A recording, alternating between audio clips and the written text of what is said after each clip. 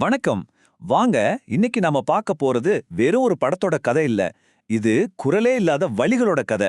Baby கேர்ள்னு ஒரு மலையாள படம். ஒரு சின்ன பொண்ணோட மௌனமான போராட்டத்தையும் அதிலிருந்து அவ எப்படி மீண்டு வர்றாங்கங்கறதையும் ரொம்ப ஆழமா சொல்லுது.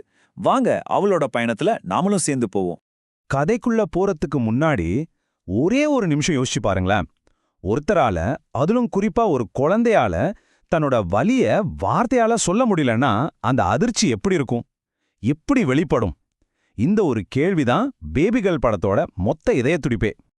சரி, வாங்க முதல்ல நம்ம கதையோட நாயகிய பாப்போம். அவ பேரு பேபி. அவளோட குழந்தை பருவம் எப்படி இருந்துச்சு, அவளை சுத்தி இருந்த உலகம் அவளை எப்படி ஒரு உருவாக்குச்சுன்னு முதல்ல பார்க்கலாம். பாக்குறதுக்கு பேபி ரொம்ப சாதாரணமான குழந்தை தான். துருதுருன்னு புதுசா எதையாவது கத்துக்கணும்னு ஆர்வம். ஆனா அவளோட குடும்ப சூழல் அப்படி இல்ல. பண கஷ்டம் இருந்ததால அவளுக்கும் அவளோட அப்பா அம்மாவுக்கும் நடுவுல ஒரு சின்ன கேப், ஒரு இமோஷனல் கேப் இருந்துகிட்டே இருந்துச்சு. அந்த அன்பையும் அரவணைப்பையும் தேடி அவ ஏங்க ஆரம்பிச்சா. அந்த ஏக்கம்தான் அவளையே அறியாம ஒரு பெரிய ஆபத்துல கொண்டு போய் விட்டுடுச்சு.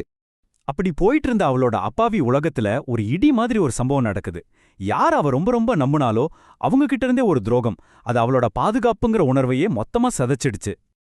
ஆமாங்க, அந்த ஒரே ஒரு சம்பவம், அந்த ஒரு நம்பிக்கை துரோகம் பேபியோட வாழ்க்கையோட போக்கியே மாத்தி போட்டுடுச்சு. அது வரைக்கும் அவளுக்கு தெரிஞ்ச உலகம் அவ கண்ணு முன்னாடியே நொறுங்கி போகுது. இப்போ நம்பிக்கை இருந்த இடத்துல பயம் வந்து உட்கார்ந்துக்குச்சு, கூடவே மௌனமும். அந்த அதிர்ச்சிக்கு அப்புறம் பேபி தனக்குத்தானே ஒரு மௌன சிறைய கட்டிக்கிட்டா. அவளோட வழி வெளியே யாருக்குமே தெரியாது. அது அவளுக்கு மட்டுமே தெரிஞ்ச ஒரு தனி நரகமா மாறிடுச்சு. இப்ப இந்த மாற்றத்தை கொஞ்சம் பாருங்க. முன்னாடி எப்படி துருதுருன்னு எல்லார்கிட்டையும் சகஜமா பேசிக்கிட்டு இருந்த பொண்ணு இப்போ எப்படி மௌனமா எல்லாரையும் விட்டு ஒதுங்கி இருக்கான்னு பாருங்க. அவளோட நம்பிக்கை உடைஞ்சு போனதோட விளைவு இது. அவ வாழ்க்கை தலைகீழா மாறிடுச்சுன்னு சொல்றதுக்கு இதுவே ஒரு பெரிய உதாரணம். உண்மையில இது வெறும் பேபியோட கதை மட்டும் இல்ல.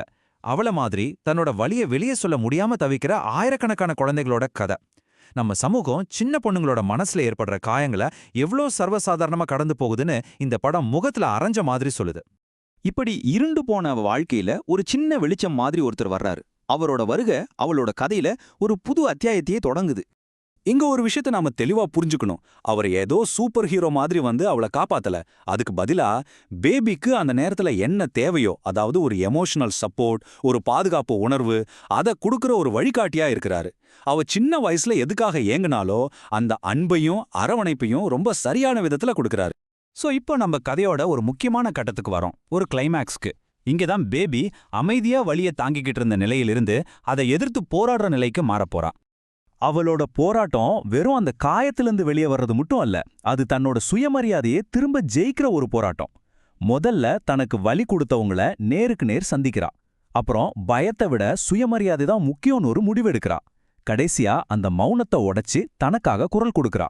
இந்த 3 ஸ்டெப்ஸா அவளை உண்மையிலே விடுதலையாக்குது.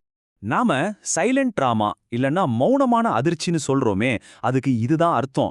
ஒரு குழந்தையால தன்னோட வலிய வெளியே சொல்ல முடியாதப்போ அந்த வலி அவங்களோட நடவடிக்கையில, அவங்களோட குணத்துல பெரிய மாற்றங்களை கொண்டு வரும். இதை நாம புரிஞ்சுக்கிறது ரொம்ப ரொம்ப முக்கியம்.